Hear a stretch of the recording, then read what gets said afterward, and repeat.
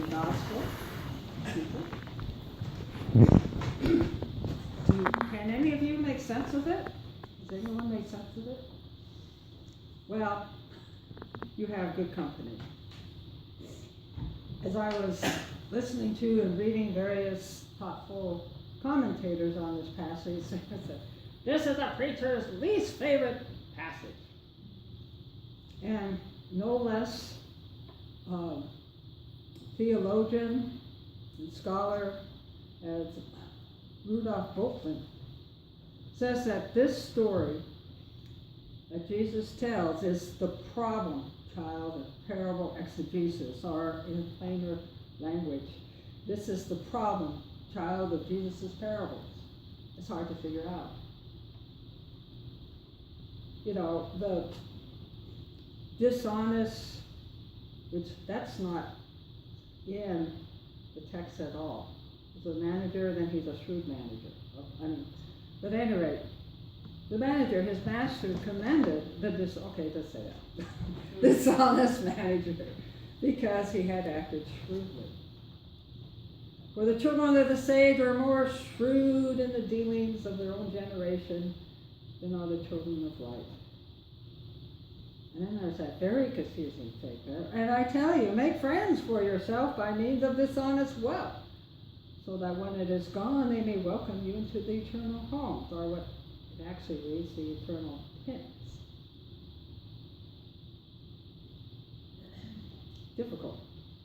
Difficult parables call us to dig deeper, to explore wider the context of the parable, to open our hearts and minds to what the Spirit is saying to people hungering and thirsting for righteousness. And here lies hope. But even if it's confusing, we can trust God, we can trust the Spirit to guide us into what is important today. And as I was wrestling, oh my goodness, what do I do with this? Praying and reflecting and reading and studying, something that came to me was that every one of our readings from Amos, from 1 Timothy, and from Luke asks the questions, how do we deal with the unjust systems in which we live? How do we live just, compassionate lives when we ourselves are entangled in unjust economic, political, judicial systems? Now that shrewd manager had one way, and the author of 1 Timothy, who certainly was not Paul, had another. His letter was written later on, one of the later books that was written, at a time when the Christians he was writing to were just trying to fit in. They're probably Gentiles. They wanted to conform as much as they could to the society around them. You know, yes, pray for your leaders. That is always right and proper so to do. That we should pray for our elected officials and leaders throughout the world, which we do frequently and often, in the prayers of the people. And it's right to try to live peaceably, for sure. But unfortunately, in the context of the whole book, he's also asking his people he's writing to, they should fit in, don't make waves, conform to fellow society standards, which unfortunately has led the church down to some very dark places through the centuries. And then there's Amos. Amos, who cried out, let justice roll down like waters and righteousness like an ever-flowing stream. We're going to understand justice. We need to understand what is meant by justice in the Bible, because it's not the same as is popularly understood in our culture. And one of the wonderful commentators I read, and he's a Lutheran seminary professor, Ralph Jacobson, a beautiful man of God.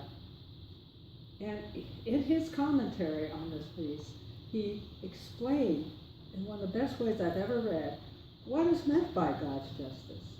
Well, first of all, justice is a part of God's nature. The Lord our God is just.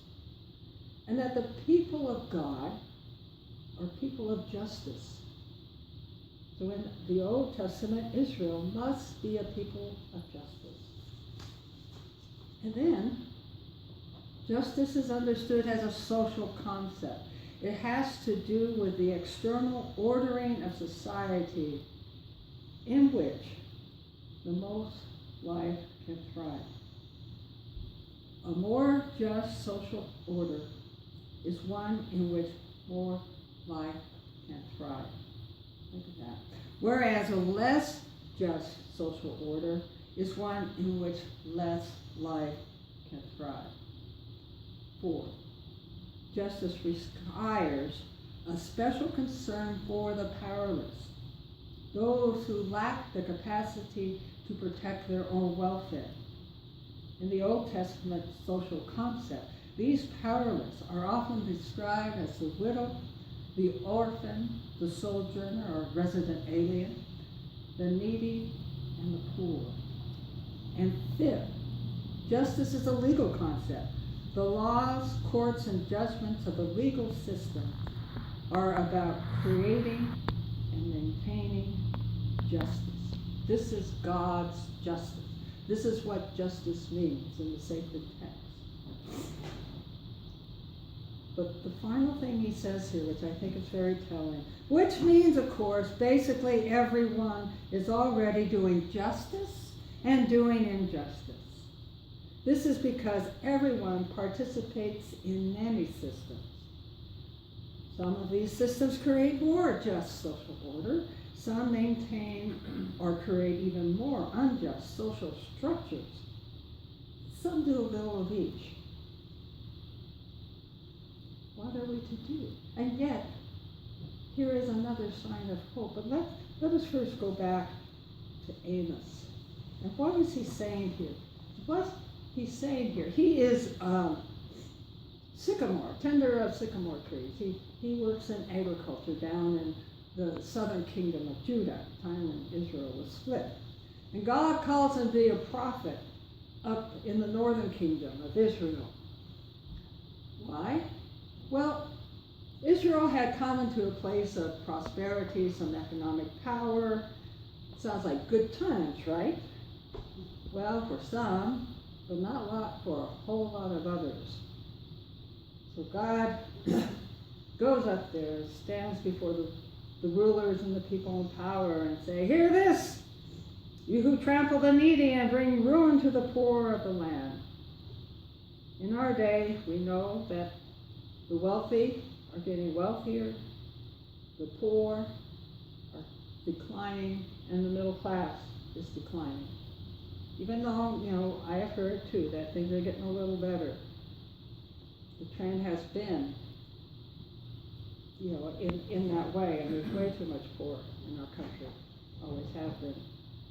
And when he says, when the new moon is over, when will the new moon be over so that we may sell grain, and the Sabbath that we may offer wheat for sale?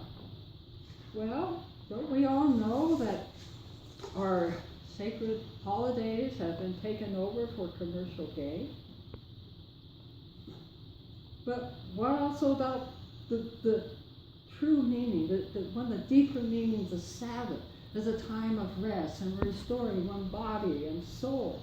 What's happened with our paid vacation, holidays, and sick leave? The companies that offer such are getting fewer and fewer. He goes on to talk about unjust business practices, practicing deceit with false balances, buying the poor for silver. He's talking about slavery there. And the needy for a pair of sandals. He's talking about outrageous charges for debts, so that those who are in debt go to prison and then into slavery. It's like in our country even now. There are the poor people who can't pay their traffic fines. There are places in our nation where they go sit in jail. And that last one, selling the sweepings of the wheat, he's talking about not allowing the gleanings from the field to be made available to the poor. And as we know, where can the poor get nutritious and affordable food today. There are many, many barriers to that basic human need. Yeah, and I know you realize this. We do indeed live in an unjust system, and it breaks our heart. That's why our gospel hymn, says, all who love and serve your city, that is God's city, who also bear its daily stress, all who cry for peace and justice, all who curse and all who bless. I'm sure there are those of us here who can really relate to those words. But as we come to our gospel story, first, I think there's been something, there definitely have been certain assumptions about, who does the master stand for, etc. Don't assume that the master stands in for God. In fact, in many of Luke's parables, the master doesn't, or the judge doesn't, the person in power does not. That in those parables, Jesus is telling what life is like for the people in the streets, for the ordinary people. Maybe with a little hyperbole, but that's what he's talking about. And don't assume that the master is just. Odds are he ain't. You can't get ahead without stepping on other people.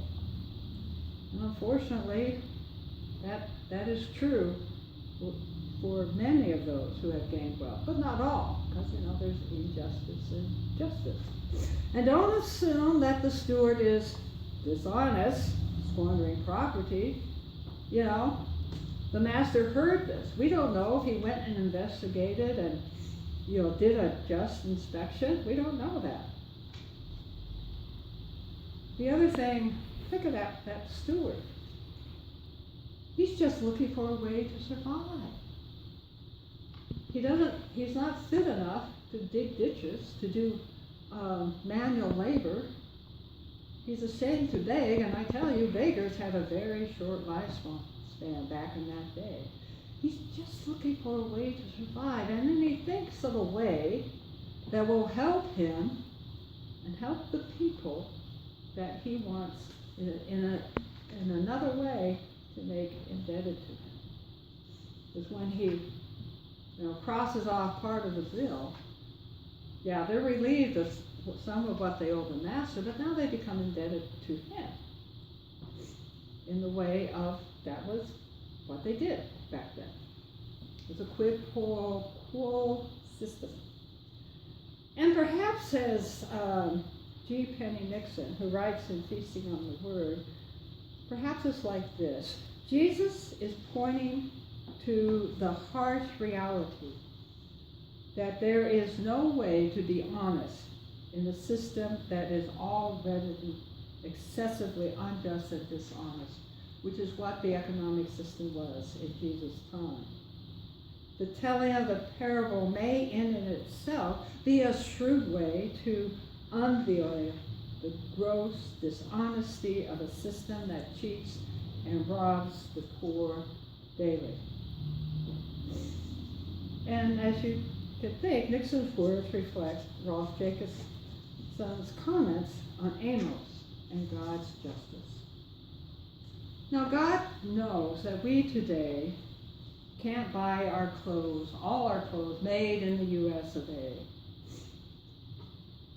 That we can't change our race-based prison systems and laws by ourselves.